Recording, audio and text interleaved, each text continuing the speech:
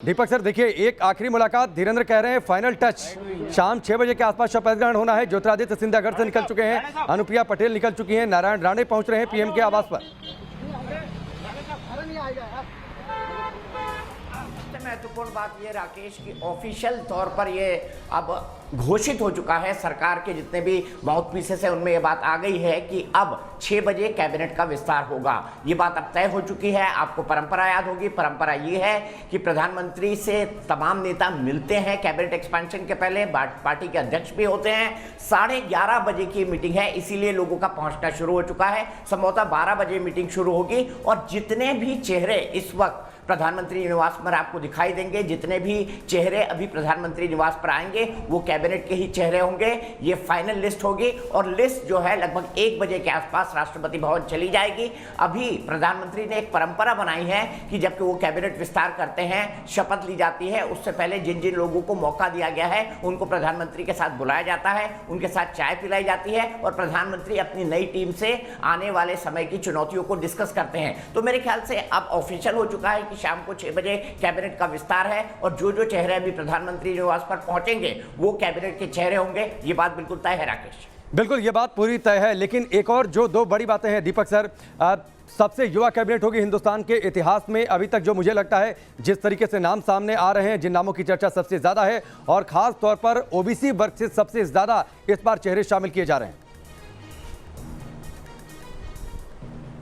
जी हाँ, जो प्रधानमंत्री की योजना है और जो हमें सूत्रों से जानकारी मिली है, सबसे पहला तो ये कि परिवर्तन होने के बाद जो कैबिनेट का संभावित फेरबदल है उसमें जनरेशन नेक्स्ट जो प्रधानमंत्री और भारतीय जनता पार्टी का जोर है कि नई युवा लीडरशिप को आना चाहिए, तो 45 साल से 50 साल और 40 से 50 साल के बीच में हाल ही में उत्तराखंड के मुख्यमंत्री जो बनाए गए हैं वो भी भारतीय जनता युवा मोर्चा के अध्यक्ष रहे हैं। बहुत युवा हैं, उत्तराखंड के अभी तक के सबसे युवा मुख्यमंत्री हैं धामी। तो मुझे अब ये लगता है कि प्रधानमंत्री इस तरह का बैलेंस करेंगे कि एवरेज एज जो है वो कम हो जाए।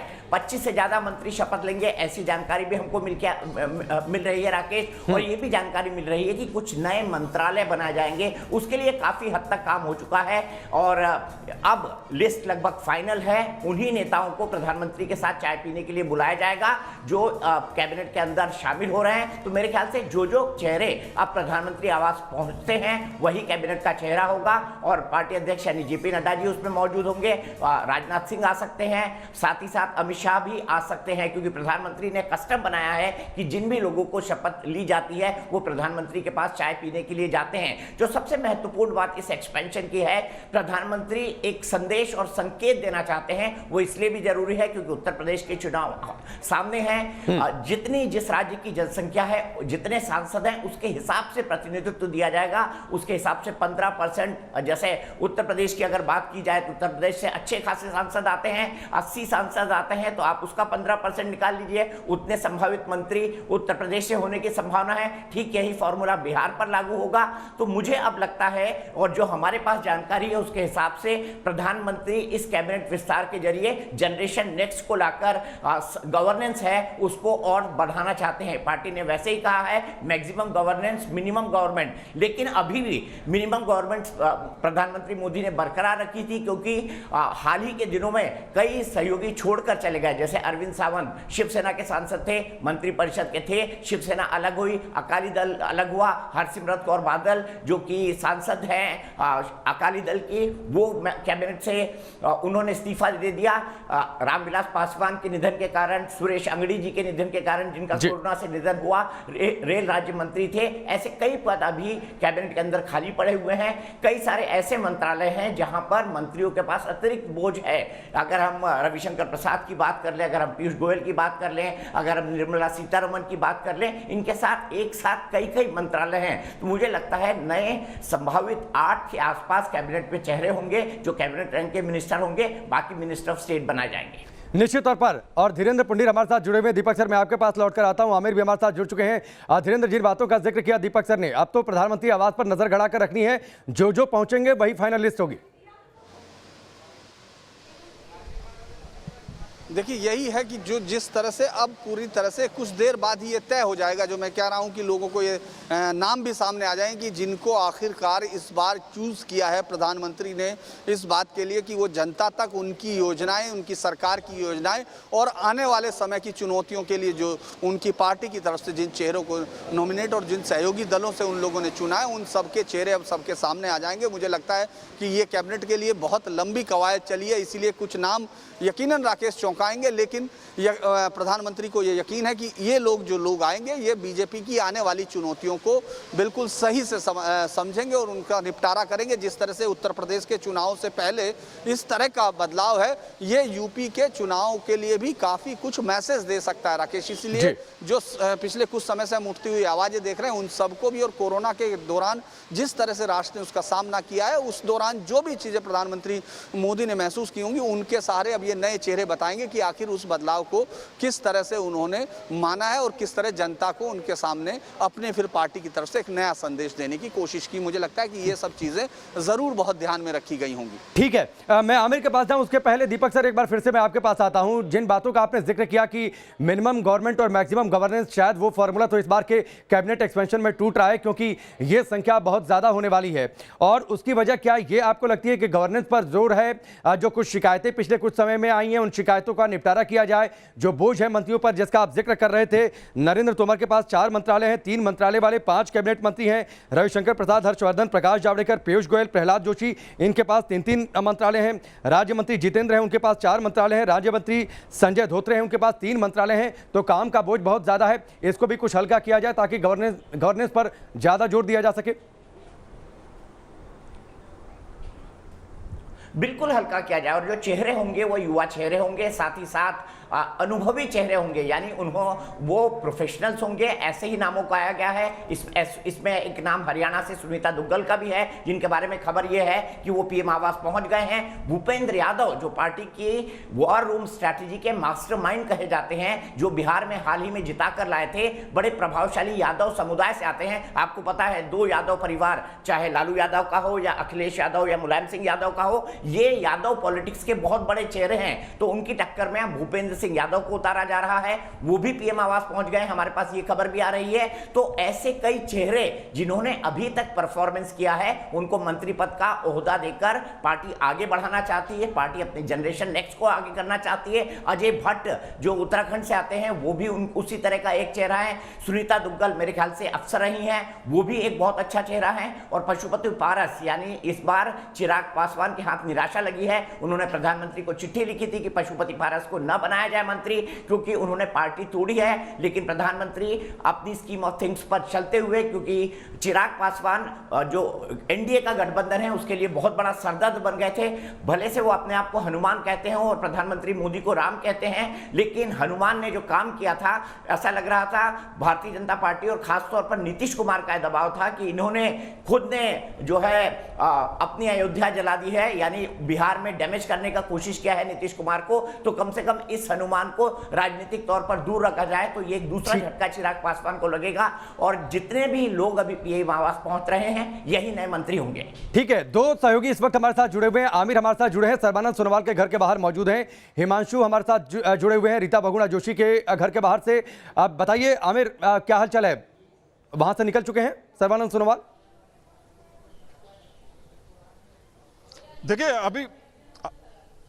देखिए सुबह से हम लोग यहाँ पे मौजूद हैं, सर्बानंद सोनोवाल के घर के बाहर ही हम लोग मौजूद हैं। कोई किसी तरह की अभी फिलहाल कोई हलचल नहीं है। और जिस तरह से लगातार कयास लगाए जा रहे हैं, क्योंकि कैबिनेट एक्सपेंशन को लेकर के सब जगह को लेकर के तरजीह दी गई, ना सिर्फ उत्तर प्रदेश, ना सिर्फ बिहार, बल्कि अगर नॉर्थ ईस्ट की बात की जाए वहां पर भी सबसे ज्यादा सरकार का फोकस है। और चारों तरफ से कहीं ना कहीं जो 2 दर्जन के करीब जो विस्तार होगा, उसमें पूरे भारत से जो है मंत्री जो है ना वो जुड़े जाएंगे। और जिस तरह से दीपक जी बता रहे थे कि 8 कैबिनेट मंत्री होंगे, ये बात बिल्कुल सही है कि 8 मंत्री जो कैबिनेट मंत्री उनके नाम सामने आ रहे हैं। और उसमें खासतौर पे उत्तर प्रदेश हो या फिर बिहार हो, उसमें कैबिनेट मंत्री जो है जो बड़े दर्जा होंगे वो रखे जाएंगे। और दूसरा ये कि सर्बानंद सोनोवाल जो है, सुबह से हम लोग यहाँ पे मौजूद हैं, अभी तक उन्होंने कोई भी प्रतिक्रिया नहीं दी है, मीडिया से किसी तरह की कोई बातचीत उन्होंने नहीं की है। बस वो इंतजार कर रहे हैं कि कब कॉल आएगा, कब बुलाया जाएगा और कब वो वहां पे जाएंगे। लेकिन ये बात तय है कि सर्बानंद सोनोवाल का नाम है अभी भी कैबिनेट में कॉल और का वो, इंतजार है जल्दी दीपक शपथ सर, लेंगे अभी भी जैसे कॉल ही का काम आता इंतजार है। जो बातें आमिर कह रहे हैं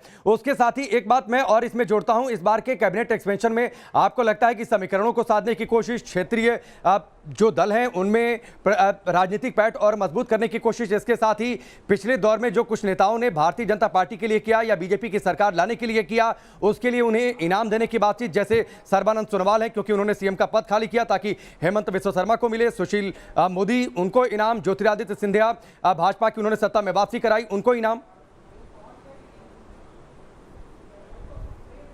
मेरे ख्याल से ये भी एक क्राइटेरिया होगा और साथ में ये भी एक बड़ा क्राइटेरिया होगा क्योंकि प्रधानमंत्री नरेंद्र मोदी जी का फॉर्मूला बिल्कुल क्लियर है, परफॉर्म और पेरिश, यानी या तो आप काम करें, अच्छा काम करें या फिर दफा हो जाएं। उनका बड़ा स्ट्रेट फॉरवर्ड लुक होता है। तो देखना ये भी महत्वपूर्ण होगा कि क्या कुछ मंत्रियों की छुट्टी होगी, ये भी देखना महत्वपूर्ण होगा। लेकिन जो कैबिनेट विस्तार है, इसकी जो प्रक्रिया है, इसके लिए लंबी बातचीत हुई है भारतीय जनता पार्टी के नेताओं में। पहले राउंड की मीटिंग में अमित शाह, जेपी नड्डा, प्रधानमंत्री नरेंद्र मोदी, बीएल संतोष, इन लोगों से कई दौर की आपस में चर्चा हुई है, कई फॉर्मूले पर विचार होता है और अंतिम निर्णय खुद प्रधानमंत्री करते हैं। प्रधानमंत्री का एक लैपटॉप है, वो बड़ा जादुई लैपटॉप है और उसमें किसी के बारे में डाटा और आंकड़ा होता है, कौन किस काम के लिए अच्छा है, कौन किस काम के लिए बुरा है। और प्रधानमंत्री बहुत अच्छी तरह से अपने मंत्रियों का स्वॉट एनालिसिस करते हैं, यानी स्ट्रेंथ, वीकनेसेस, चैलेंजेस, ये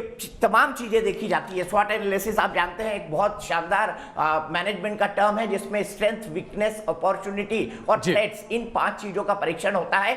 ये हर मंत्रियों के बारे में इसका वेटेज होता है, इसका बकायदा लेखा जोखा निकाला जाता है। और जब प्रधानमंत्री मंत्रिमंडल विस्तार कर रहे हैं तो किन मंत्रियों ने काम नहीं किया है या जिनकी परफॉर्मेंस वो असंतुष्ट है, उनको ड्रॉप भी किया जाता है। तो स्वॉट एनालिसिस हर सांसद का होता है और उसी के आधार पर साथ ही साथ क्षेत्रीय और जातीय समीकरणों को भी ध्यान रखा जाता है।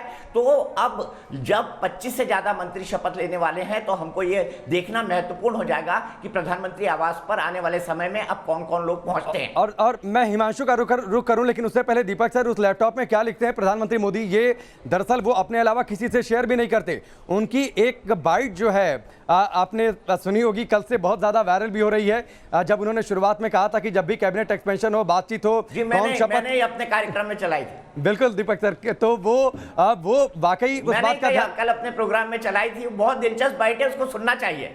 बिल्कुल, उसको सुनना भी चाहिए। और मुझे लगता है इसीलिए शायद किसी ने बात तक नहीं की है कि किसको फोन आया नहीं आया। देखिए, अभी सर्बानंद सोनोवाल के घर के बाहर आमिर मौजूद हैं, वो कह रहे हैं कि अभी कॉल का इंतजार कर रहे हैं। सर्बानंद सोनोवाल अभी घर के अंदर मौजूद हैं। तो बड़ी शांति और खामोशी है, जिसको जहां पहुंचना है वो शांति से पहुंच जा रहा है। जी हाँ, बोलना मना है, इसीलिए प्रधानमंत्री ने उसी बैठक में कहा था कि दिखास और छपास ये दोनों लोग नहीं होना चाहिए। प्रधानमंत्री बनने के बाद भी नरेंद्र मोदी अपने लैपटॉप पर 1 घंटे बैठते हैं। दीपक सर, थोड़ा सा रोकता हूं, आमिर कुछ इशारा कर रहे हैं, शायद कुछ अपडेट है उनके पास। आमिर बताइए।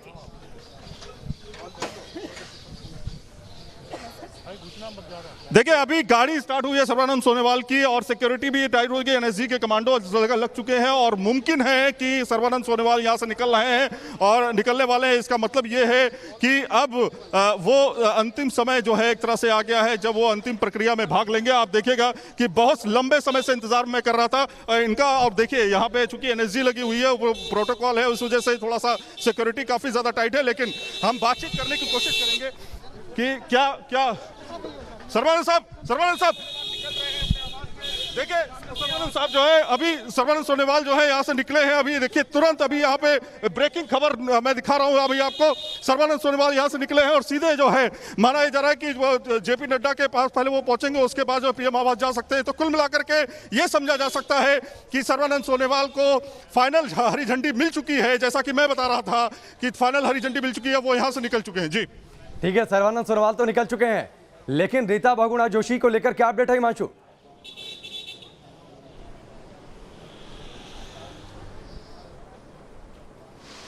सूचना मिल रही है वो इस समय मुंबई में है। जो उनका आवास है उसी आवास के बाहर इस समय हम मौजूद हैं। अंदर किसी तरह की कोई हलचल दिखाई नहीं दे रही है। ये बताया गया है सुबह वो फ्लाइट से मुंबई पहुंची हैं, एक कार्यक्रम मुंबई में उनका तय था, उस कार्यक्रम में शिरकत करने वहां पर पहुंची हैं। तो ऐसे में जो शुरुआत से नाम चल रहा था रीता बहुगुणा जोशी का, उस नाम पर अब संचय एक सवाल या निशान खड़ा होने लगा है। जिस तरह से दीपक सर बता रहे थे उस लैपटॉप के अंदर न जाने किसका नाम कब सामने आ जाए, तो शायद अभी तक उस लैपटॉप में रीता बहुगुणा जोशी का जो नाम है वो नहीं दिख रहा है। यही वजह है कि वो अभी मुंबई में है और किसी तरह का यहाँ पर जो उनका आवास है उस पर किसी तरह की कोई हलचल दिखाई नहीं दे रही है। शाम तक उनका आना वापस बताया जा रहा है। तो ऐसे में मोदी जो कैबिनेट विस्तार है उसके अंदर रीता बहुगुणा जोशी का नाम यूपी से जो सबसे आगे चल रहा था उस पर विस्तार जो रोक है वो यहाँ पर लगती दिखाई दे रही है। ना आवास पर किसी तरह की हलचल है और वो खुद दिल्ली के अंदर मौजूद भी नहीं है। और जो लेटर वहां पर दिया गया है प्रस्तावित वो भी हमारे पास है, वो ऑफिस को भेज दिया गया है। तो ऐसे में रीता बहुगुणा जोशी का नाम तो यहाँ पर दिख नहीं रहा है कैबिनेट विस्तार के अंदर। हालांकि ये कहा जा रहा था